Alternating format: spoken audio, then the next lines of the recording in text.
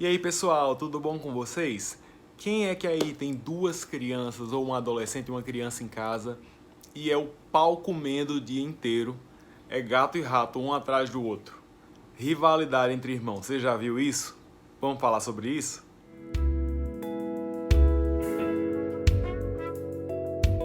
Então, pessoal, essa questão da rivalidade entre irmãos é uma coisa que não é novidade para quem é pai, para quem é cuidador, para quem é responsável por mais de uma criança, né?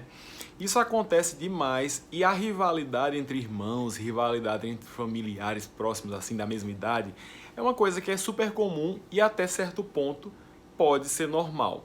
Mesmo sendo normal, não quer dizer necessariamente que a gente vai deixar a coisa sair do controle, né? Mas a gente precisa conversar um pouquinho a respeito disso, de como é que a gente pode identificar uma situação que põe um irmão em mais risco de ter uma rivalidade com o outro e como é que a gente pode ajudar também a diminuir e acalmar os ânimos aí das nossas crianças, dos nossos adolescentes.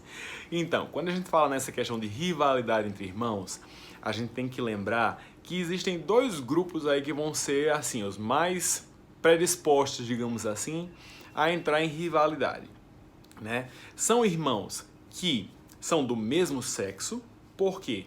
Porque geralmente a criança de determinado sexo, nos primeiros anos de vida, ela vai ter uma vinculação, uma figura de admiração, que geralmente é o pai do sexo oposto. Então, é muito comum que os meninos, eles tenham aquela admiração e aquela proximidade, aquela busca pela atenção materna, assim como as meninas, elas têm nos primeiros anos de vida aquela admiração, aquela busca, aquela disputa pela admiração paterna. Então, quando a gente está falando de irmãos do mesmo sexo, a gente está falando de irmãos que vão ter a mesma figura de admiração e vão ficar disputando aquela atenção o tempo todo. E aí, quando o pai ou a mãe está dando mais atenção para um ou para outro, já é um motivo para começar a briga, para começar, né, o furdunço dentro de casa. E quando a gente fala de crianças ou adolescentes com um espaço de idade maior, por que isso acontece? Porque quando a criança ela nasce e ela vai se desenvolvendo, ela passa pelo que a gente chama de etapas do desenvolvimento. E nessas etapas do desenvolvimento, a forma como a criança pensa, a forma como a criança interpreta o mundo muda. E as suas relações, a forma como ela gosta de brincar, isso também muda muito. Então, por exemplo, uma criança pequenininha, aí 4, 5 anos, é uma criança que tem uma brincadeira aí mais fluida, brinca de qualquer coisa, não tem regra, o importante é que ela ganhe e ela vai adaptar as regras para que ela ganhe de todo jeito, né? Quando a gente já tem uma criança mais velha aí de 7, 8, 9 anos, a criança ela já está numa outra etapa em que ela começa a entender mais regras, coisas mais concretas e ela vai buscar uma coisa mais regular. Então, se a gente põe uma criança de 8 anos jogando o mesmo jogo que uma criança de 5 anos, provavelmente a criança de 5 anos ela vai roubar no jogo, porque na cabeça dela ela tem que ganhar de todo jeito, não existe regra. E a de 8 anos vai ficar muito brava, por quê? Porque ela queria que a regra fosse cumprida e meu irmão mais novo tá roubando, né? Quando a gente fala no adolescente já, por exemplo, a gente já tá falando numa etapa da vida em que o pensamento abstrato ele já é maior. Então, alguns jogos, algumas brincadeiras, algumas amizades, elas já vão entrar num nível de abstração maior. E aí, quando você joga, por exemplo, um adolescente junto com uma criança pequena, a criança pequena na cabeça dela, ela é igual ao adolescente, mas o adolescente não tá nem aí pro irmão mais novo. E aí começa aquela confusão, porque você tem que levar seu irmão, mas eu não aguento meu irmão, porque ele é muito pequeno, ele fica incomodando, enfim. Então, essas etapas do desenvolvimento fazem com que a criança e o adolescente eles pensem de forma diferente, eles brinquem de forma diferente, eles interajam de forma diferente, mas geralmente o mais velho já vai estar numa etapa da vida, numa etapa do pensamento, em que ele não vai tolerar algumas coisas que o mais novo faz. E na cabeça do mais novo, ele é igual ao mais velho, então isso também dá um pano para a manga danado para a criança, né, para os irmãos entrarem em conflito e começar aquele quebra-pau dentro de casa. E aí? Essas são as crianças que vão acabar tendo uma tendência maior até rivalidade, só que na verdade rivalidade entre irmãos pode acontecer entre quaisquer um dos dois sexos e também em qualquer etapa da idade, da vida, enfim, né? Isso a gente falou de crianças que vão ter uma tendência maior a entrar num grau de rivalidade que chama a atenção. E como é que a gente pode fazer para poder tentar prevenir ou ao menos melhorar essa situação dentro de casa. Não pode nem andar no banco de trás de casa, um encosta no dedo do outro, já saiu o choque, né? Já saiu aquela confusão, enfim. Então eu vou te dar 4 dicas práticas para a gente poder ajudar as crianças a diminuírem essa sensação de rivalidade, né? E melhorar um pouco as relações dentro de casa e algumas coisas que a gente pode pensar e observar direitinho para que a gente não deixe a situação se tornar problemática. Vamos lá? Então, a primeira dica que eu te dou é, quando você souber que está grávida, né, que já está esperando uma próxima criança, o próximo filho para chegar, já vai conversando com o irmão mais velho. Para o irmão mais velho, a ruptura de que ele não é mais a criancinha, não é mais o pequenininho, que as coisas que ele faz não são mais tão bonitinhas, né, e agora vai ter uma criança que vai demandar uma atenção diferenciada. E assim, na cabeça da criança mais velha, no irmão mais velho, é como se o pequenininho estivesse roubando a atenção que antes era dele. Então, se isso for feito de forma súbita, se acontecer de forma muito súbita, o irmão mais velho tende a ter uma experiência muito mais negativa inicialmente com o irmão mais novo. Então, a primeira dica que eu te dou é, sabendo que o irmãozinho mais novo tá para chegar, já começa a preparar o irmãozinho mais velho. Fala que tá vindo o irmãozinho mais novo, que o papai e a mamãe continuam amando e amam igual e não tem diferença nenhuma, que às vezes o papai vai poder brincar com um, né, brincar de bola, ajudar, brincar de boneca, a mamãe vai estar junto ali e tal, mas que vai ter horas em que ela vai ter que cuidar do bebezinho, porque o bebezinho precisa de outros cuidados, né? Mas é muito importante que a criança mais velha ela já seja preparada para a chegada do irmão mais novo antes que ele chegue e antes que o irmão mais novo roube a atenção, né, na cabecinha do mais velho, que ele esteja roubando a atenção que era dele anteriormente. A próxima dica que eu vou te dar é o seguinte: separa um tempo para cada um dos filhos. A gente às vezes cai nessa tentação de demandar e de jogar muita atenção, né, para os nossos filhos mais novos, porque eles são mais dependentes, e isso é natural. Mas isso não pode anular o tempo que os nossos filhos mais velhos precisam também do carinho, do afeto, do contato físico, da sensação de segurança. Então, eu sempre falo, não é necessariamente a quantidade de tempo, porque a gente sabe que um bebê, um irmão mais novo, sempre vai demandar mais tempo do que um irmão mais velho.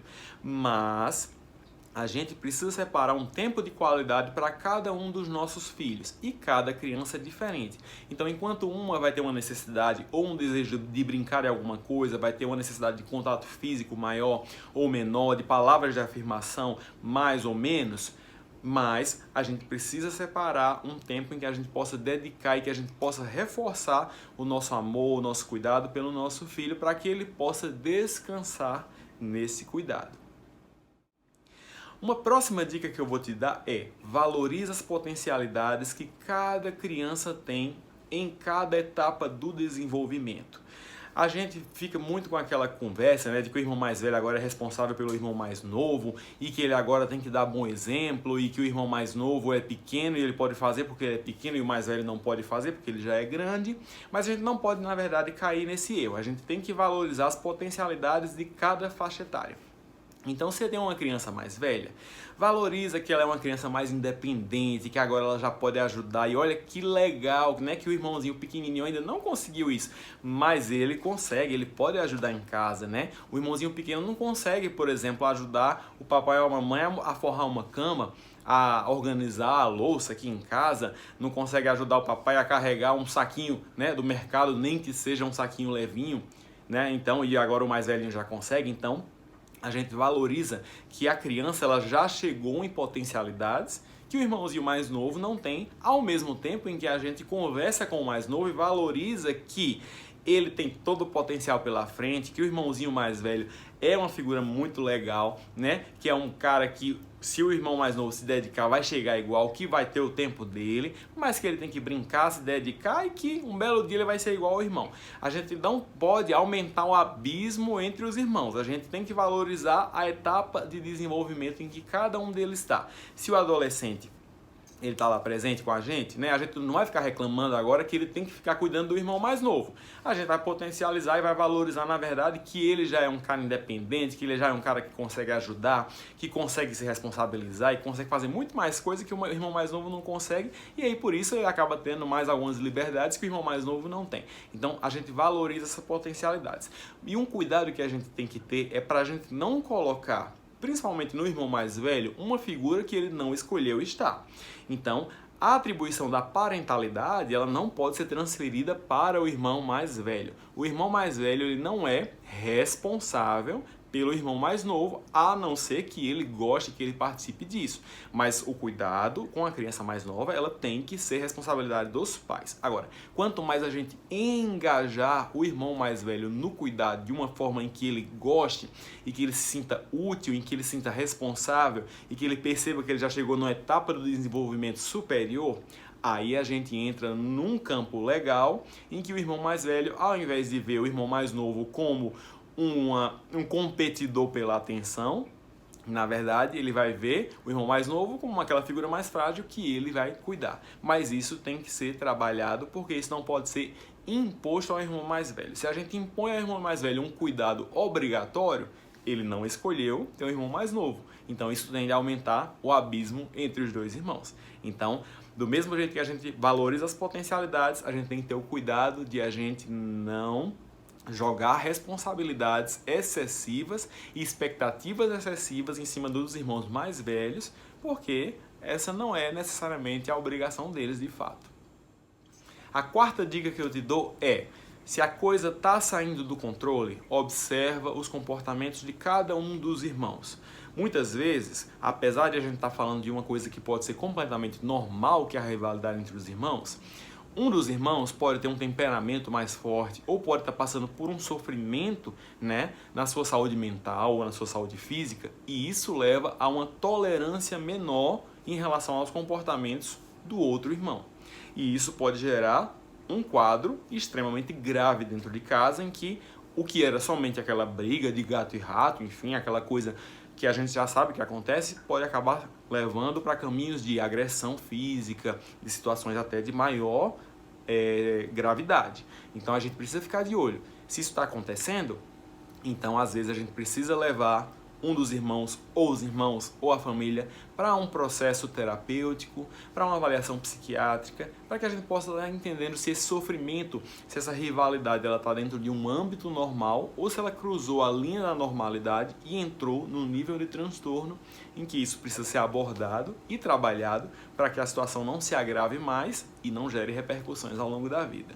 Se gostou desse vídeo, então deixa seu curtir aqui embaixo. Se tem alguma dúvida, compartilha aqui embaixo com a gente para a gente poder tentar responder, e até o próximo vídeo.